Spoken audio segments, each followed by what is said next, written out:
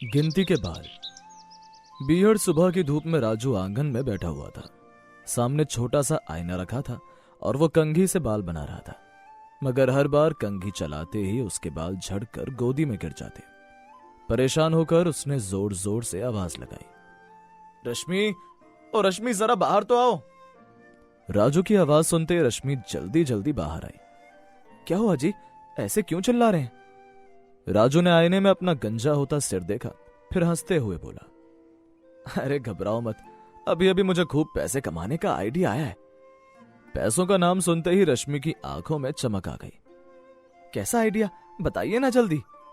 राजू खड़ा होकर बोला, देखो मेरे ही बाल दिन रात झड़ रहे हैं, और सिर्फ मैं ही नहीं, हमारे गांव में आधे मर्द इस गिनती के बाद गिनती के बाद गिनती के बाद गिनती के बाद कोई मुझसे खरीदने आएगा। रश्मि ने थोड़ी ताज्जुब से उसकी तरफ देखा। तेल? लेकिन तुम्हें आता क्या है? ना तो तुम वैद्य हो ना हकीम, लोग तुम पर क्यों भरोसा करेंगे? राजू ने आंखें दबाई और कहा, भरोसे की चिंता मत करो, पहले नाम और डिब्बे का खेल है। हम इसका नाम रखेंगे गिनती के बाल तेल। जैसे ही लोग सुनेंगे उन्हें लगेगा इसका असर पक्का है। ये सुनकर रश्मि हंसते हंसते लोटपोट हो गई। वाह, नाम तो बड़ा अजीब है, लेकिन इसमें डालोगे क्या? खाली सरसों का तेल? राजू ने माथा खुजाते हुए कहा, अरे कुछ भी, नीम की पत्तियां, आंवला, मेथी, थोड़ा अदरक। रश्मि अब पूरी तरह लालच में आ चुकी थी। हाँ, और हम गांव गांव जाकर यही कहेंगे कि यही असली रामबाड़ है। राजू और रश्मि ने अगले 3 दिन घर में पूरी मेहनत लगाई। रश्मि ने अपनी पुरानी किताब खोलकर नीम की पत्तियां, आंवला, मेथी, प्याज का रस और जाने क्या क्या जड़ी बूटियां मिला डाली। 3 दिन तक उबालने, छानने और घोटने के बाद आखिरकार उनके पास 1 बाल्टी भरकर तेल तैयार हो गया। तेल का रंग कुछ अजीब सा था, उसकी गंध भी कड़वी थी। राजू ने हंसकर कहा, रश्मि, ये तेल इतना दमदार है कि गांव भर में तहलका मचा देगा। रश्मि मुस्कुराई और कहने लगी, हाँ जी, लेकिन एक बात याद रखना, तुम्हारे झड़ते बाल देखकर कोई तुम पर भरोसा नहीं करेगा, इसीलिए ये नकली बाल पहन लो। राजू ने नकली बाल पहनकर आईने में खुद को देखा और अकड़ कर बोला, अब आएगा खूब पैसा। अगले दिन दोनों बाल्टी में तेल लेकर गांव की चौपाल पहुंचे। वहां उन्होंने एक छोटी सी दुकान सजा दी, रंग बिरंगे तेल की बोतलें सजाई और ऊपर बड़ा सा बोर्ड लगाया, गिनती के बाल तेल, झड़ते बालों का असली इलाज। और राजू पूरे जोश से चिल्लाने लगा, आइए आइए, केवल 3 दिन में फर्क दिखाने वाला तेल, गारंटी है। काफी देर तक कोई आगे नहीं आया। राजू की आवाज बैठने लगी थी और रश्मि की उम्मीदें टूटने लगी थी। तभी भीड़ से एक लगभग 40 साल का आदमी आगे आया। उसके सर बहुत कम बाल थे। वो बोला, भाई, मेरी मुसीबत तुम नहीं समझ सकते। पिछले 5 साल से शादी की कोशिश कर रहा हूं, लेकिन हर लड़की मेरा सिर देखकर मना कर देती है। सब कहती हैं गंजे से शादी नहीं करनी। तुम बताओ, क्या इस तेल से सच में मेरे बाल उगाएंगे? ये सुनकर राजू ने मौके का फायदा उठाया। वो सीना तान कर बोला, अरे भाई, ये कोई मामूली तेल नहीं है, इसे मैंने अपने गुप्त नुस्खे से बनाया है। जिस सिर पर हर डॉक्टर ने जवाब दे दिया हो, उस पर भी ये तेल घना जंगल खड़ा कर देता है। तुम्हें तो बस रोज रात को इसे लगाना है और सुबह गिनना है, आज कितने नए बाल उगे। राजू की बातें सुनकर भीड़ में काना फूसी शुरू हो गई। सच में 3 दिन में बाल उग जाएंगे? सबसे पहले वही अधेड़ आदमी आगे आया जिसने शादी की बात कही थी।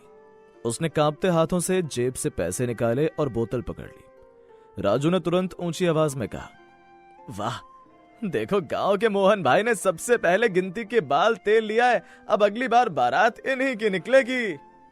इसके बाद तो जैसे बाढ़ ही आ गई। कोई बोला, मुझे 2 बोतल दे दो, मेरा लड़का शहर में कॉलेज जाता है, वहां लड़कियां मजाक उड़ाती हैं।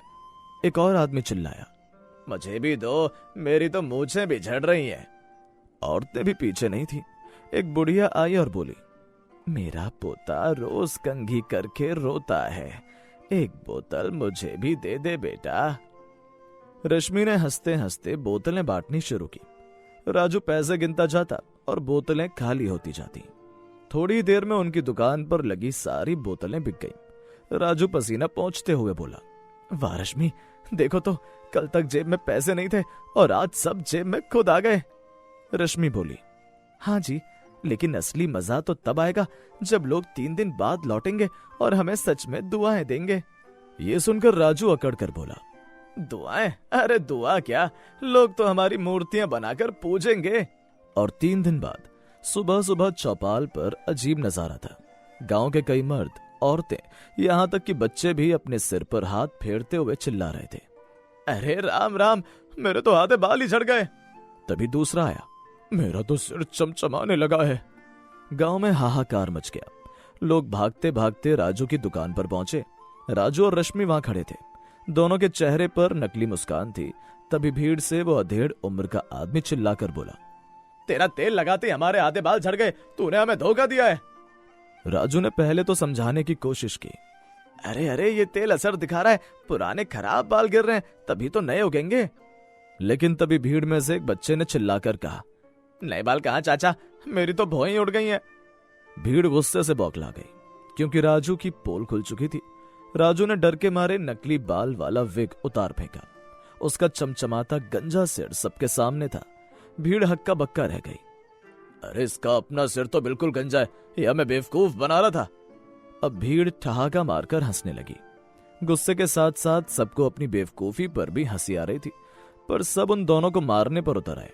इतने में गांव का बुजुर्ग आगे आया और बोला, देखो भाइयों बहनों, इसका दोष जितना राजू और रश्मि का है उतना ही हमारा भी। हमने बिना सोचे समझे आंख मूंद कर इनकी बातों पर भरोसा किया। हमें किसी भी चीज को परखना जरूरी है, वरना लालच और झूठे दावों से हमें ही नुकसान होगा। गांव वालों ने सिर हिलाकर हामी भरी। सबको आज एक बड़ा सबक मिल चुका था। राजू और रश्मि शर्मिंदा होकर खड़े रहे और सबसे माफी मांगकर बोले, ठीक है, अब हम कोई झूठा धंधा नहीं करेंगे, मेहनत से काम करेंगे, भले ही पैसे धीरे धीरे आए। पर तेल से बाल तो नहीं उगे, उल्टा आधा गांव गंजा हो गया। लेकिन उस दिन से पूरे गांव में एक नई समझ पैदा हो गई कि किसी पर भी आंख बंद करके भरोसा नहीं करना है।